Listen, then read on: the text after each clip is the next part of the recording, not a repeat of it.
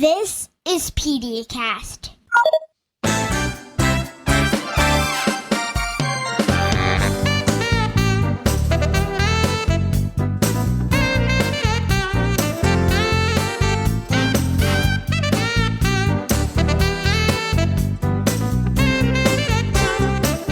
Welcome to PediaCast, a pediatric podcast for parents. And now, direct from the campus of Nationwide Children's, here is your host, Dr. Mike.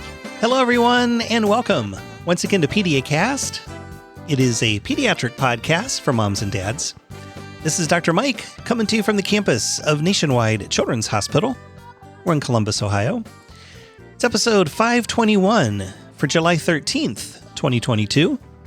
We're calling this one Depression in Kids and Teens. I want to welcome all of you to the program. We have another important topic for you this week as we consider depression in children and teenagers. Now, back in April, we considered anxiety in kids and teens. Well, our behavioral health panel is here again, joining us, this time for a discussion about depression. And like anxiety, depression is common in kids and teenagers, but it's also treatable with a therapy, counseling, and or medication, and long-term monitoring of symptoms. So we're going to explore the types and causes of depression, common signs and symptoms, diagnosis, management, and again, that's going to include therapy, counseling, and medication. We'll consider risk factors and complications of depression, long-term outcomes, and the latest research topics. So buckle in and enjoy the ride as we cover depression in kids and teens. As I mentioned, our trustworthy mental health panel is back in the house. Dr. Ariana Hoet is a pediatric psychologist at Nationwide Children's Hospital, and Dr. Kristina Jiner is a pediatric psychiatrist at Nationwide Children's. They're going to be joining us on a regular basis as we consider a wide range of pediatric mental and behavioral health conditions moving forward. Again, we covered anxiety in April, and you can find that episode in the show archives. We'll talk about depression today, and then we will explore more pediatric mental health topics in the coming weeks and months.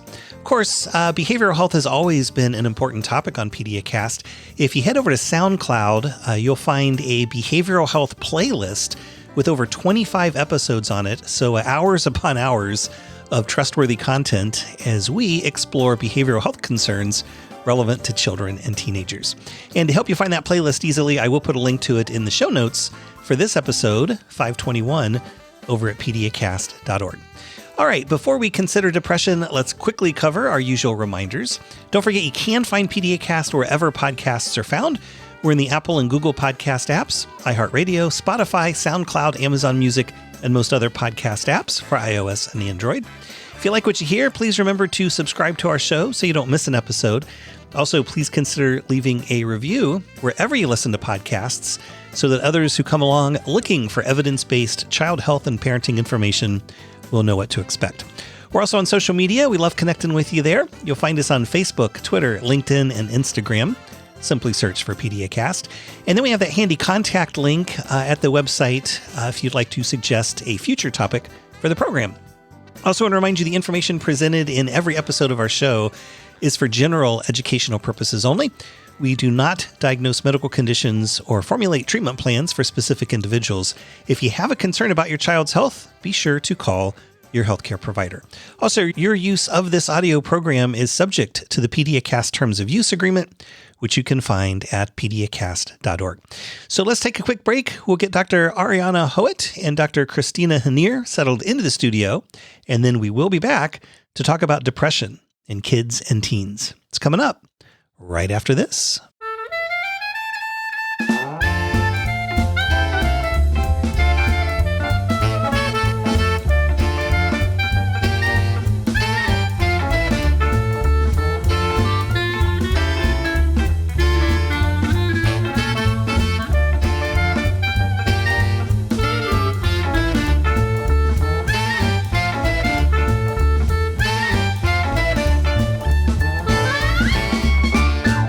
Dr. Ariana Hoet is a pediatric psychologist at Nationwide Children's Hospital. She serves as clinical director of the On Our Sleeves movement, more on that to come, and she is an assistant professor of pediatrics at The Ohio State University College of Medicine. Dr. Kristina Jiner is a pediatric psychiatrist at Nationwide Children's and an assistant professor of psychiatry at Ohio State. They are both passionate about treating and supporting children, teenagers, and families impacted by mental and behavioral health conditions, including depression. That's what they're here to talk about, depression in kids and teens. So let's give a warm PediaCast welcome to our guests, Dr. Ariana Hoet and Dr. Kristina Jiner. Thank you both so much for stopping by today. Thank you for having us. Hello. Good to see both of you again. Dr. Hoet, I wanted to start with just a brief definition of depression. Is this, sometimes we say, oh, you seem depressed, but there really is a real definition of what this means, right? Yes, it is. It is an actual medical condition, a mental health diagnosis that really is characterized by a feeling of sadness or irritability and a lack of interest in things. Nothing seems fun, or it's hard to find motivation or joy in the day-to-day life. Yeah. And this is not just a couple days of this, right? I mean, we all kind of have our ups and downs and good days and bad days sometimes. But this is really like day in and day out for a prolonged period of time, correct? Exactly. We're talking about almost every day of my life, and it's happening for weeks and weeks and weeks at a time, and a feeling of I can't control it, and it's getting in the way of my success. Yeah. And I think that's an important part, that last part that you said, because it really affects your quality of life. Like it affects your relationships with your family, your friends. It may affect your schoolwork, your work. And so it really just sort of impacts your entire life. Exactly. Yeah. Yep. And then how common is this condition, Dr. Jiner? So we have data, we don't have the most recent data from the last couple of years, but looking back, the most recent data we have suggests that on a yearly average for teenagers, somewhere between 4 to 8% will develop depression. If you look across the entire adolescence, by the time we reach adulthood, we think close to 20% will have developed depression. Yeah. So that's 1 in 5 adults Yes. Who have depression, and then lots of kids, kind of starts in childhood and in the teenage years and then into adulthood. So this is really something that affects lots of people. And if not, if you have a family of 5, it's likely that one of you is going to have depression. Does it tend to run in families? Is there a genetic component to depression, or not really? So absolutely. So we know that in families in which there's a history of depression, and that could even be, for example, postpartum depression or anxiety, you're definitely more likely at a higher risk of developing depression. So there's definitely a family risk. Yeah.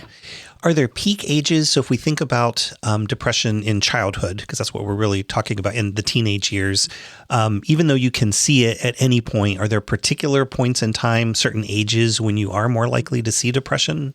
Certainly it is higher in our adolescent population post-puberty as compared to our prepubertal ages. And we also see a difference in sex. So we know that after puberty, so in adolescence, girls are affected twice as likely as boys. However, the opposite is true in those who haven't gone through puberty. So the estimates are about 60% more boys than girls will develop depression. Before puberty. Yes. But then after puberty, it's more likely to be girls Yes. at that point.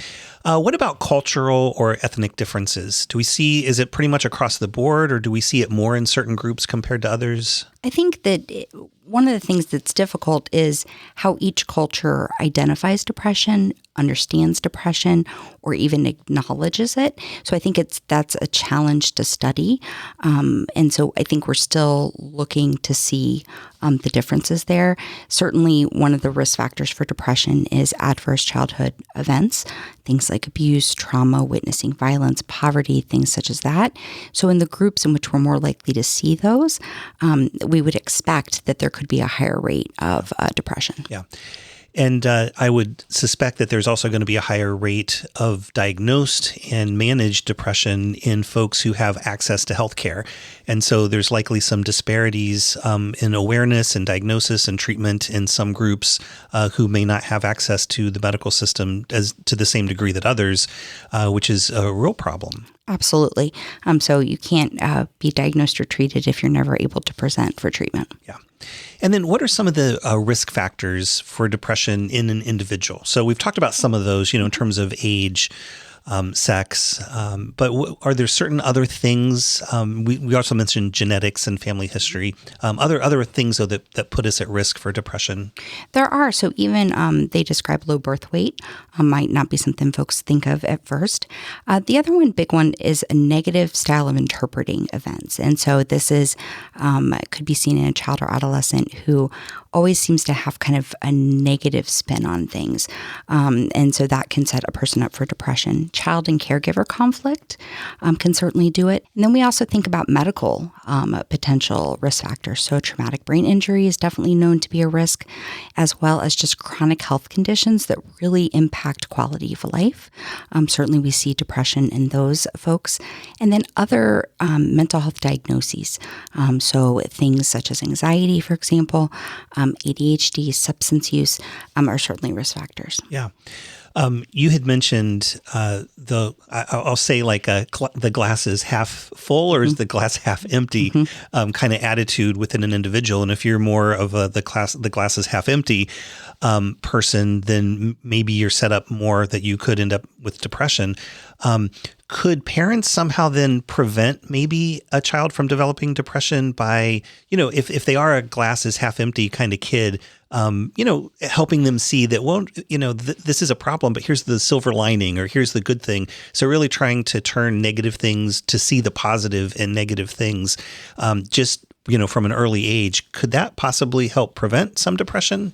I think so. I think the other thing too is parents modeling that kind of the glasses half full approach.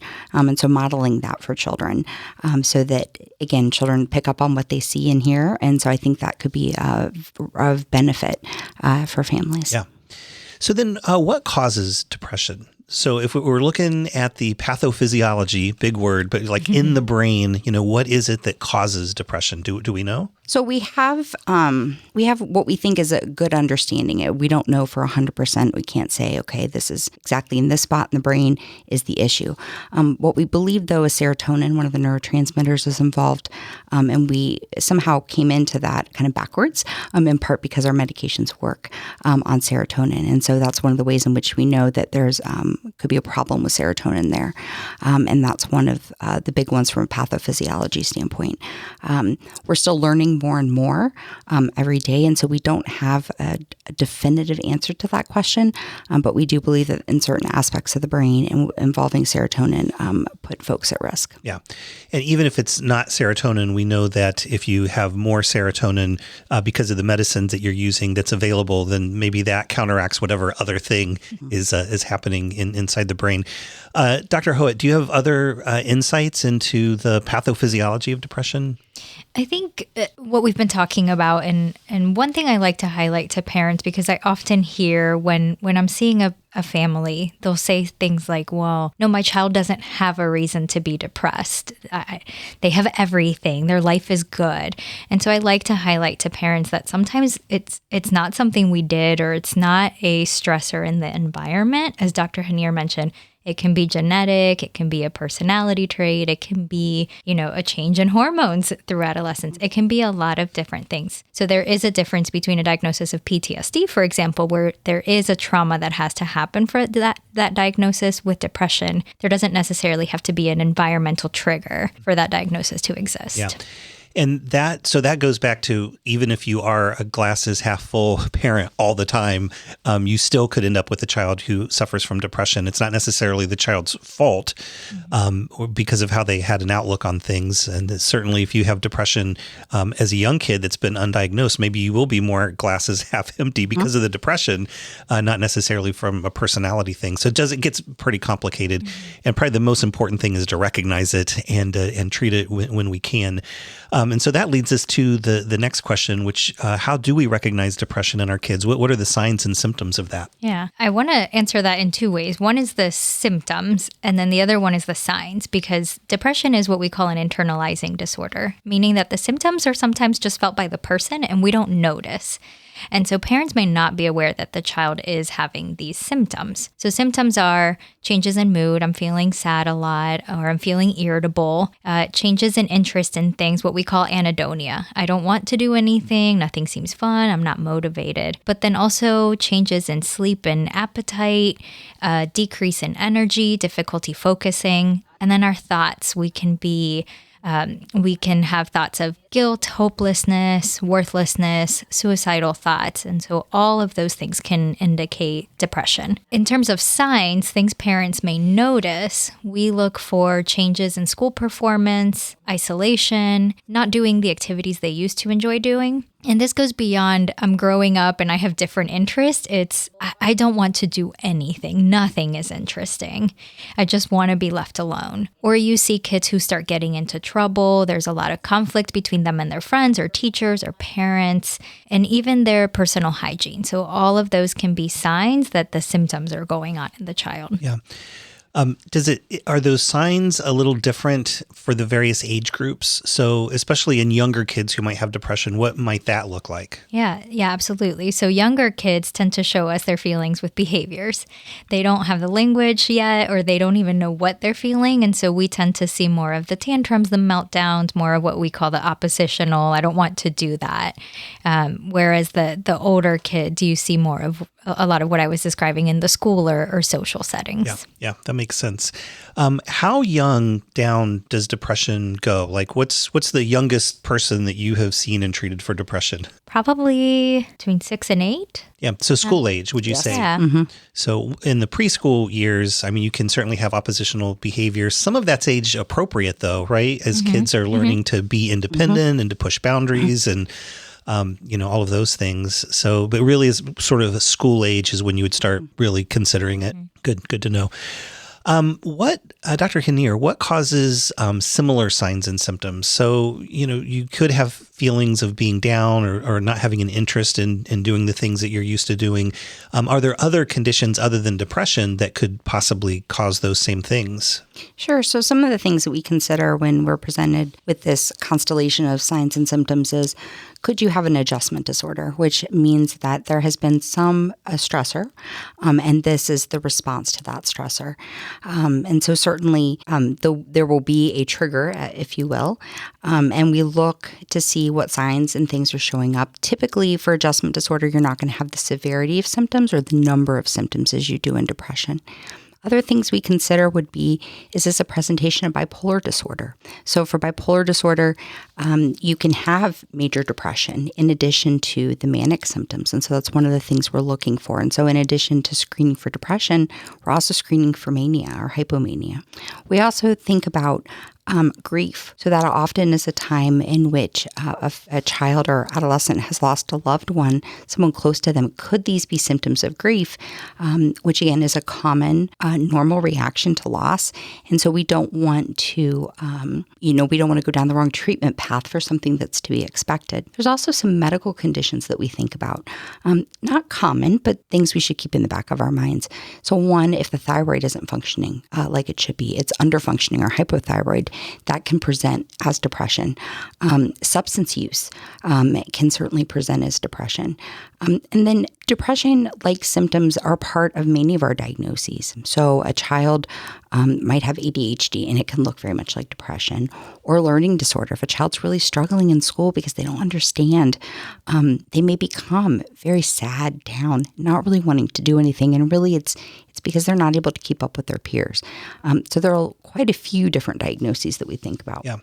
And this is really why it's going to be important if a parent does suspect depression, not necessarily just knee-jerk, we're going to put someone on medication, but really try to get at what is happening at home, what's happening at school, what are the relationships like, to really tease out if there's any underlying causes that maybe you could correct without having to use medicine. Absolutely. Yeah.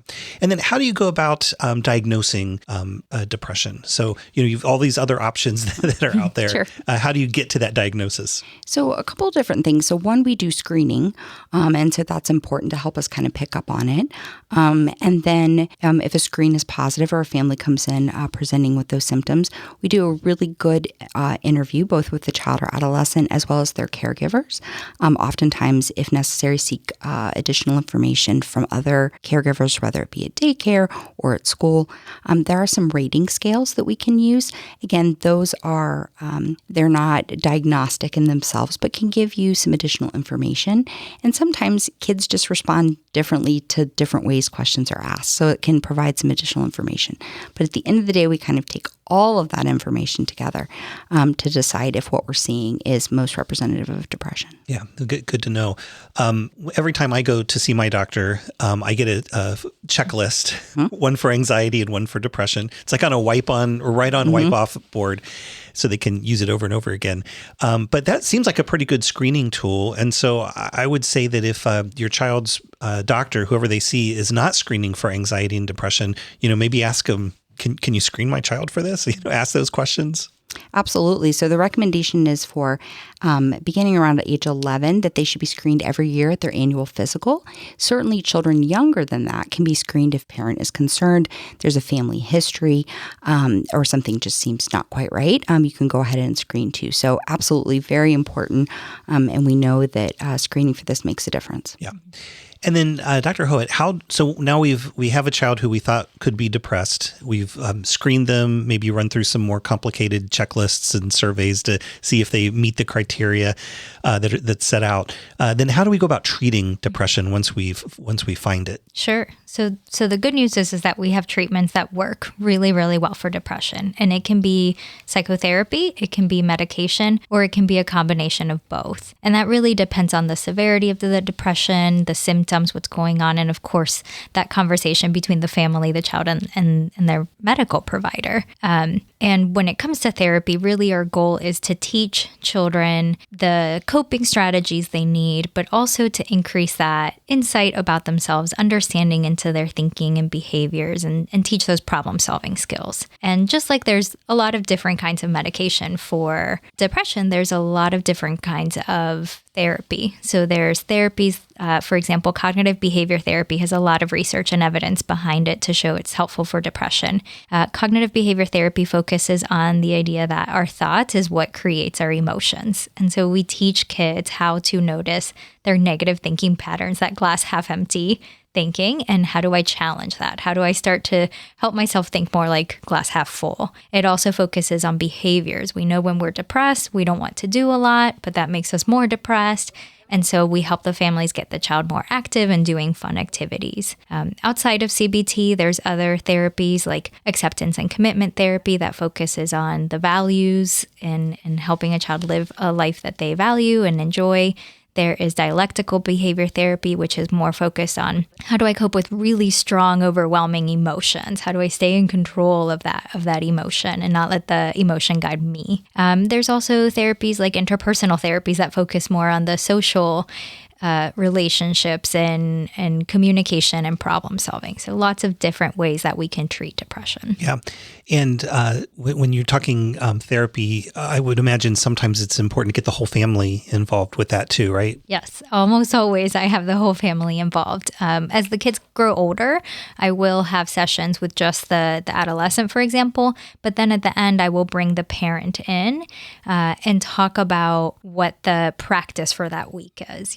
I'm not with the child every day, and really the change is going to happen after they leave the therapy session. And so having a parent, a caregiver, a family member be there to help them with that practice in their day-to-day life is important. Absolutely.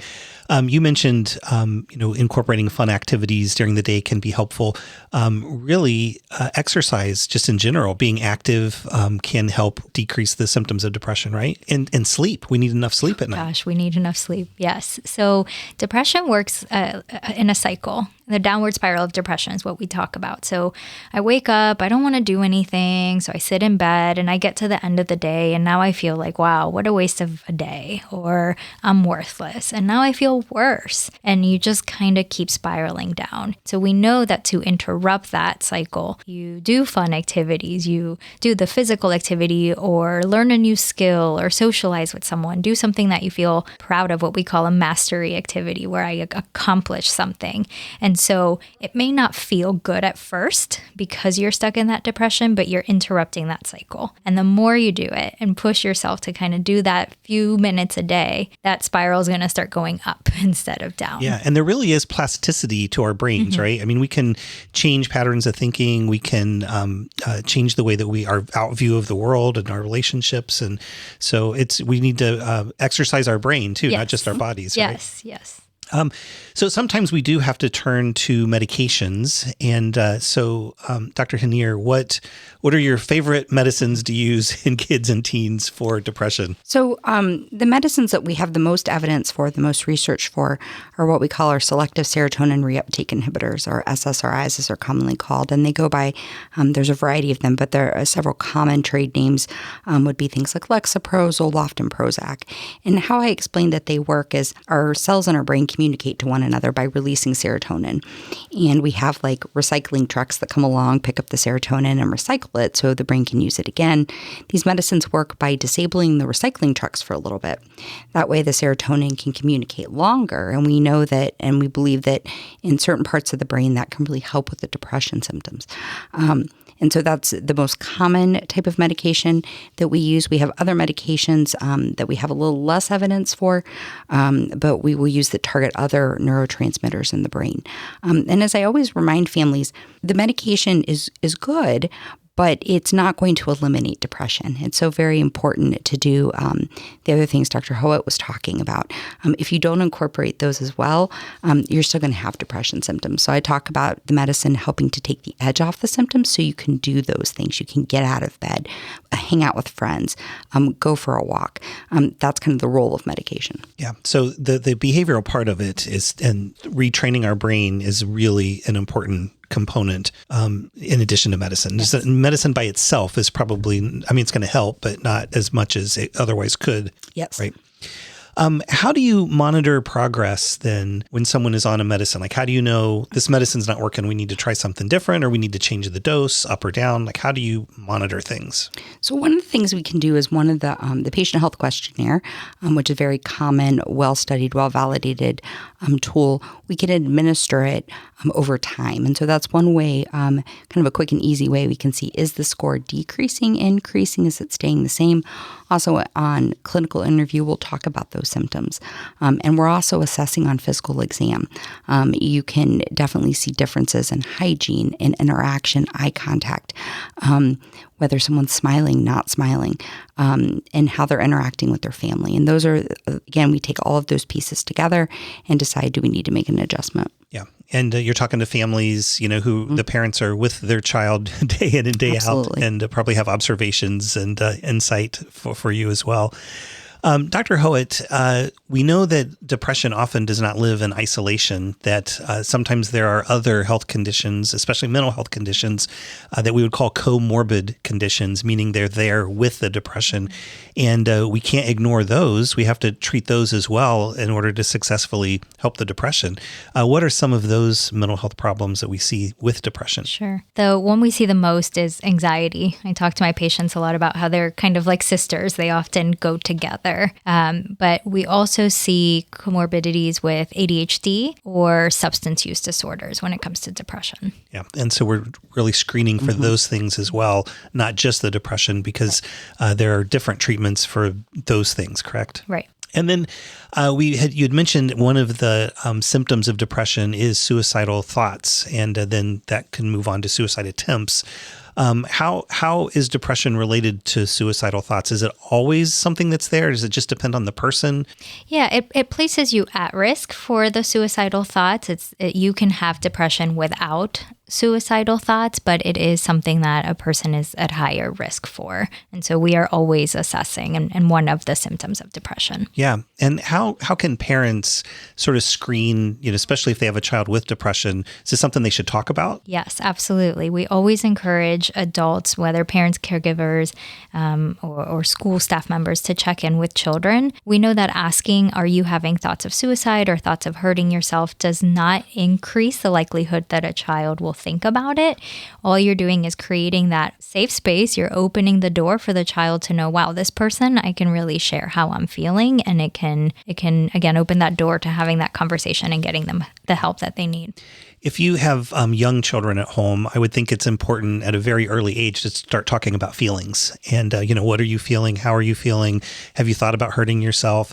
And if you do those kind of conversations at an early age, as kids get older, it just becomes easier. Whereas if you have a teenager who you haven't really communicated with a lot, it can be very difficult and awkward conversation, right? Yeah, everything takes practice, right, for us to feel comfortable with it. And so conversation is the same, and conversations about our mental health. It can be hard for kids to share with their parents how they're feeling. And so if you make it a habit, something that they know you're going to do every day, you're going to check in, and they know how the conversation is going to go, they know how you're going to react, they're a lot more likely to be open with you. And maybe we should be open with our feelings with our kids too, because we have all the same feelings that they have. Mm-hmm. And sometimes we try to hide those feelings from our kids. And I guess there are, there's times when it's appropriate and times when it's not appropriate. And we certainly want to be, a rock for our kids. But sharing our feelings from time to time is always going to be a good modeling behavior, right? Yeah, modeling is so important to normalize it. And like you're saying, maybe I'm not sharing in the moment. Maybe I have to take a time to process and cope.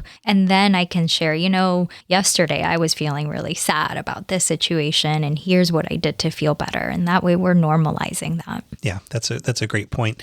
If we do have a child who endorses suicidal thoughts, what are the next steps for families? What should they do?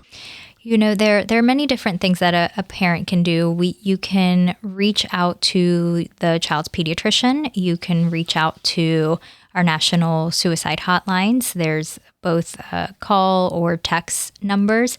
And then if you have, for example, for us, the local children's hospital, we have our own line that a parent can call and talk to a trained crisis counselor for guidance. Yeah.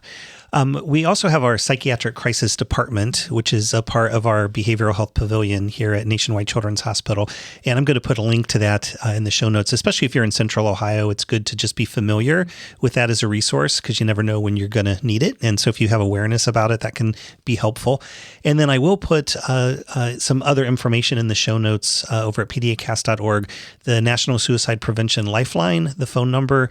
And then you can also text now text START to 741-741, and that'll get you in connection with a mental health counselor. And then apparently, I don't know that it started yet, but I think in the next month or so, we're rolling out a 988, kind of like 911, except this is 988, which is a national mental health crisis and suicide prevention hotline. So I think the way it's going to work is that it'll route your call to someone local in your area, wherever you are. If you dial 988, just like when you dial 911, you get emergency in your area. Am I right about that? Yep. It's just taking the place of the current national suicide hotline. Great. So it'll just make it easier to remember moving forward. So I'm not 100% certain that it'll work today, but I think it's coming like soon. This is from what I've heard. A lot of parents may be hesitant to want to acknowledge that their child is suffering from depression. Maybe they don't really want them in counseling, or they're not endorsing that counseling, just, pull yourself up by the bootstraps and, get on with things. Or they may not want their child on medication. What complications can arise if we just ignore depression and say, oh, this is going to get better? There's really a consequence of not doing something, right? So I think the scariest one, and the one we worry about the most, is death from suicide. And so we certainly worry about that.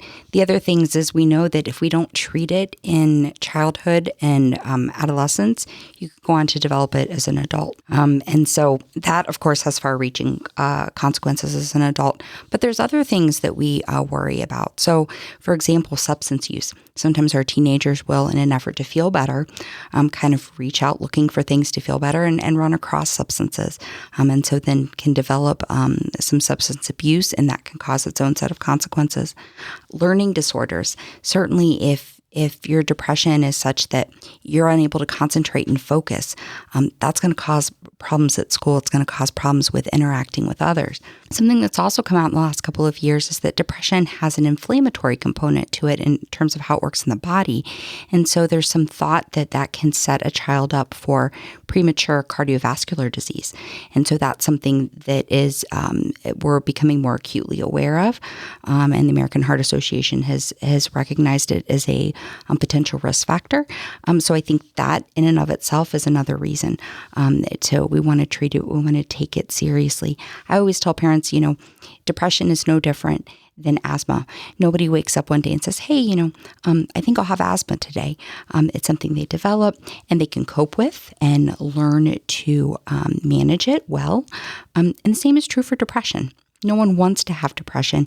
It's something that kind of pops up, but there are ways to cope. There are treatments, there's support. And so anything that we can do to help support a child and their family, it makes a difference. Yeah, absolutely. You mentioned like the consequences of depression in adulthood.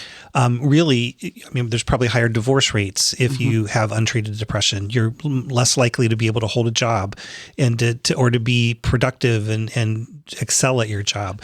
And then the same thing with schooling. If you're in elementary school, high school, college, wherever, your academic performance is going to suffer if you're not really treating the depression. And then I love that you brought up substance abuse because, the purpose of the medications that we use is that this is a chemical that's been very well studied, whereas the substances you get on the street are not well studied. And but you can understand why someone goes to that because they just want to feel better. Absolutely. Yeah. What are the long-term outlooks for those who have depression? So is this something that is just a moment in time? Maybe it lasts a few months or maybe a couple years and then you don't need the medicine anymore? Or is this a lifelong issue that you're going to have, or is it different from one person to another? Yeah, I was going to say a little bit of both. The American Psychiatric Association has a stat that says 80 to 90% of people with depression respond to treatment, and that can be whether therapy or medication. And so we know the treatments work. They take time. It's not just I'm going to start a medicine and tomorrow I'm going to feel better. Same thing with therapy. It's going to take weeks, but you can get better. We also know, though, that depression can be a chronic health condition. And so I may feel better, but something may happen and the symptoms come back. And it's something that you just have to be aware of for the rest of your life, that the symptoms may resurface. And our goal through therapy is that, now you've learned to have that insight, to notice the symptoms before they take control. And then you now have the skills of what to do to help yourself. But I do sometimes discharge families from therapy and tell them, if in a few months, a few years, you need to come back, that's okay. Yeah. I would imagine there's certain things that can happen to one in the course of their life if they have been prone to depression that could kind of, head them in that direction again, like a death of a loved one, loss of a job, the diagnosis of a new chronic illness. Lots of things can kind of cause bumps in the road, and then you want to not only treat and deal with what that bump is, but then also the depression that you may have an issue with underlying. Exactly. Yeah.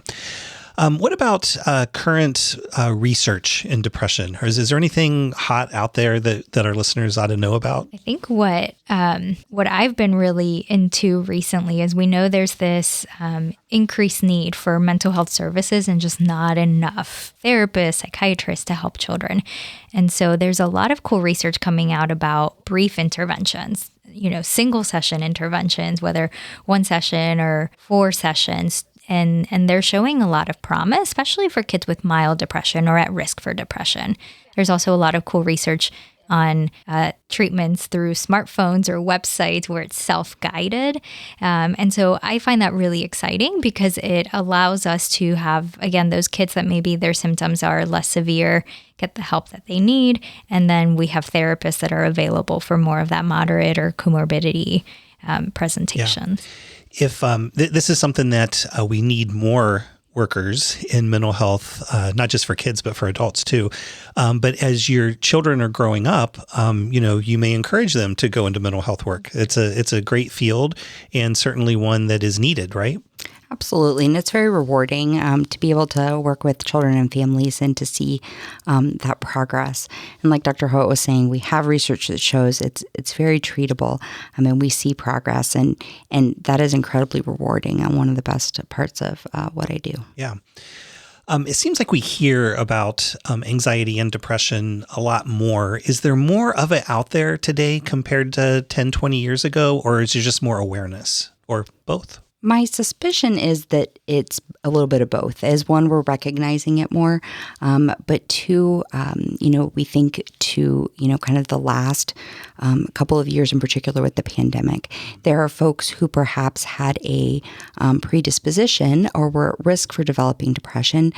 We have a worldwide pandemic that changed a lot of our lives in many different ways, and so we may have started to see more depression. The research, of course, will tell with time if the pandemic itself has increased it, but I think there's probably a little bit of both. And then I want to wrap up with just a quick discussion about our Big Lots Behavioral Health Services at Nationwide Children's Hospital.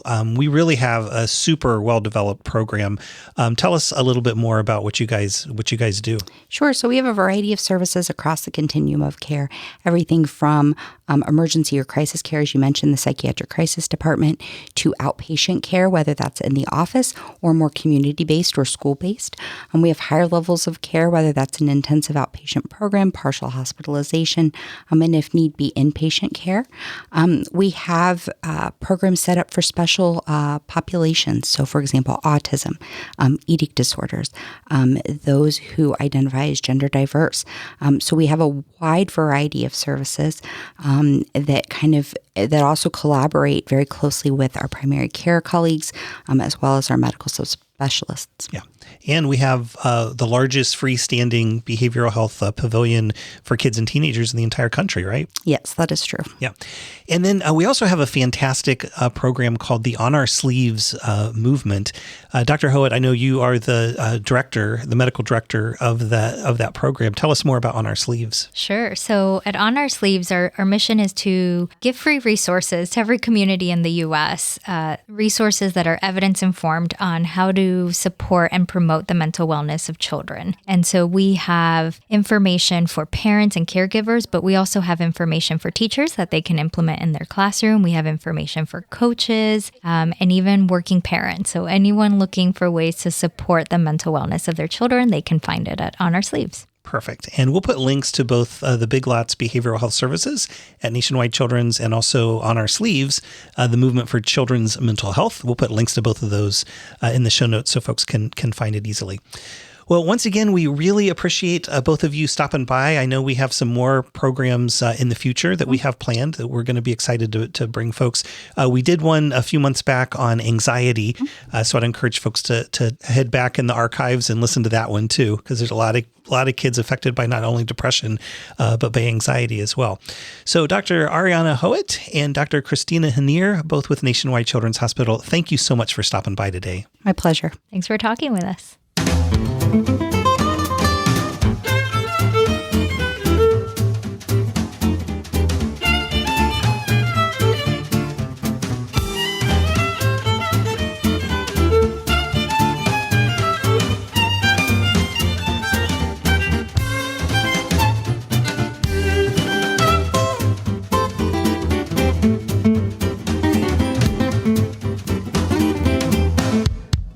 We are back with just enough time to say thanks once again to all of you for taking time out of your day and making PediaCast a part of it. Really do appreciate that. Also, thanks again to our guests this week, our behavioral health panel, Dr. Ariana Hoet, pediatric psychologist, and Dr. Kristina Jiner, pediatric psychiatrist, both from Nationwide Children's Hospital.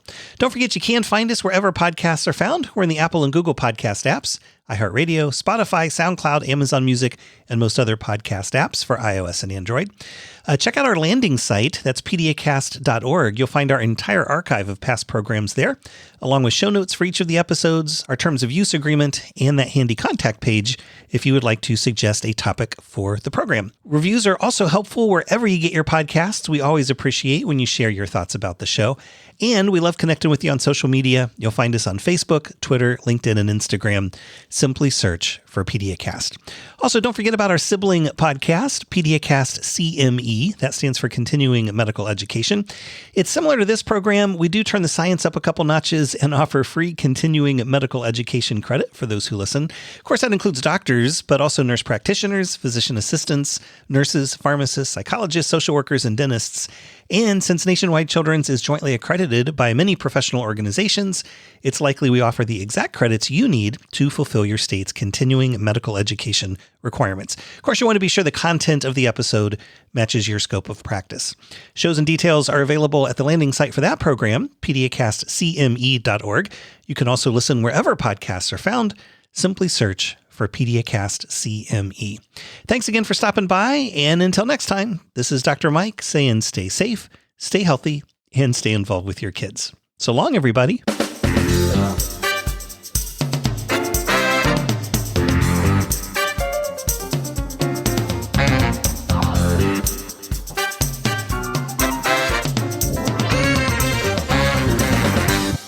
This program is a production of Nationwide Children's. Thanks for listening. We'll see you next time on PediaCast.